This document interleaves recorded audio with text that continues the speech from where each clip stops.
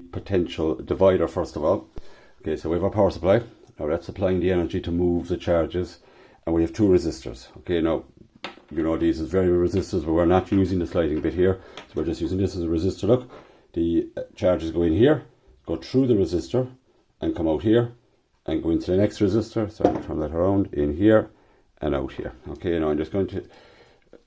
It doesn't matter what color we use. I'm just going to use red for that circuit around, so that you're aware that that's the actual circuit that we're interested in. Okay. Need another red lead. See one there. Okay, so okay, and into DC, because look, we're using DC all the time, and I must connect the two resistors together here and here. So now effectively you have a resistor here and a resistor here, and they're ready to go. Okay, turn this on.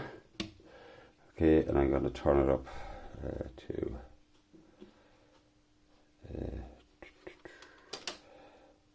about 4 volts. Okay.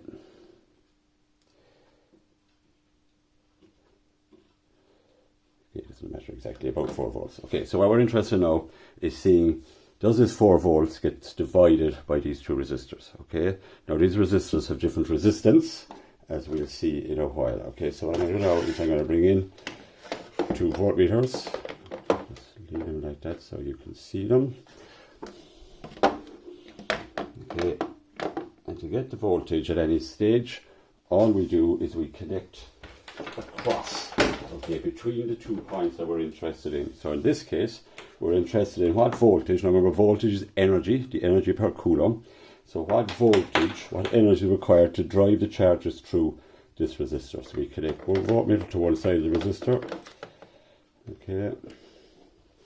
And we connect the other voltmeter to the other side of the resistor. Like that. Okay. And we're getting a voltage here of about, you can see there, about 3.1 volts. Ignore the minus, it's just the way I've turned. Okay, so about 3.1 volts of the 4 volts. So it's about 3 volts right across here. So there should be about 1 volt going across here. Okay, because the total energy is 4 volts. We're taking 3 volts of the energy to get to here, so the other volt must be being used in going across here. Okay, so here we go. To connect this to this and this to this. So you'll be doing all this yourselves next September. We're back in the real world. Okay, and there you go. 0.9 of a volt, almost a volt. So let's have a look. 3 volts, 1 volt, 4 volts. We have divided the 4 volts into 3 and 1. Clearly the resistance, this resistor has 3 times the resistance of this resistor. It turns out this one is about 13.5 and this one is about 4.5 or 4. Okay, now you may ask the question, okay, I have 3.07 and 0.9, so that's 3.97 volts. So we're missing 0.06 of a volt. The wires are conductors, so they take almost no energy. The other energy required is to actually send the charges through the power supply itself. The power supply itself would have what we call an internal resistance. We always ignore that. We take it as irrelevant. So that's a potential divider, and you can divide any voltage if you have the 2 correct resistors. So if you have a 4 volt supply, I can get anything from 0 to 4 volts as long as I've got the 2 correct resistors.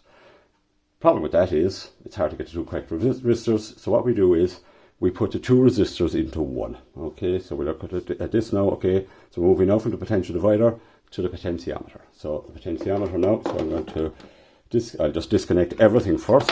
Okay, probably the easiest way out of it. We're going to remove this. That's gone, and we'll still need 2 voltmeters. Okay, so I have 1 voltmeter here. Okay, and I have the second voltmeter here. So we just completely disconnect and start again. Now this is where it gets interesting, in that we have to use the sliding contact. And the problem that people have with the sliding contact is they don't see that the sliding contact, this is the connection. So this is the connection to the slider. It would be great if it was sitting on top of the slider, but it's not. So you have to remember that this is the connection. The top connection is to the slider. This bar has 0 resistance. Okay, so that is a straight connection to this. So always think of the top connection to be on the slider. Now, if you think about it, if I put that in the middle, okay, effectively now, as we saw earlier, okay, I have 2 resistors. Okay, I have this resistor and I have this resistor. It's still a potential divider, Okay, but let's see where will I put the voltmeters across now. But first of all, I'll connect into the circuit.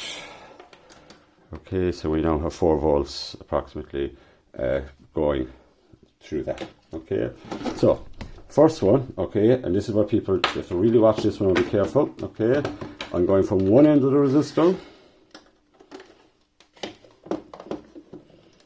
which is here, to the other end of the resistor, which is the slider, which is here.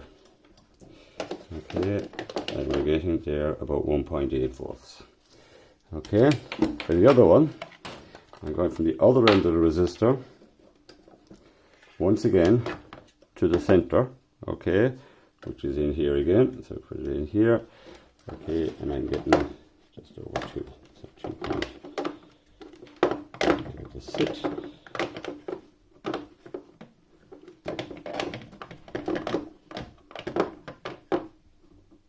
.08. Okay, so 1.81, 2.08, so it's slightly more on this side than this side. Okay, but let's think about it now, and they do add up to close to 3.98, so approximately 2, approximately 2, approximately 4. Okay, so now if I'm interested in this bit here, okay, if I'm interested in this bit here, it's at 1.81 volts. If I move it to the left, okay, if I move it this direction, the voltage, the resistor connected to this voltmeter will get smaller, and it will require less of the energy, so the voltage should go down, whereas this one will get bigger and the voltage should go up. So this should go down, this should go up if I move it to the left. Okay, and there you go. Okay, so now down to 0.97. And you'll notice that, okay, I have 4 volts available. If I want, I can get anything from 0 to 4 volts between these 2 points where I've got my voltmeter in. Okay, so look, I can bring it right down to 0, and I can go all the way across here, okay, to effectively full. Okay, and that's it. Remember again, the little difference, there's also resistance in that we can ignore. So we saw the potential divider and we saw the potentiometer. The potentiometer is what we use in all our experiments. We're using it constantly. We will have a power supply of, let's say, 6 or 12 volts, and we want to be able to get any voltage between 0 and 12 volts. We'll set it up like this, and we'll be connecting our circuit where the voltmeter is. And that effectively, this bit of the resistor will effectively be our variable power supply. Okay, there you go. Right, done.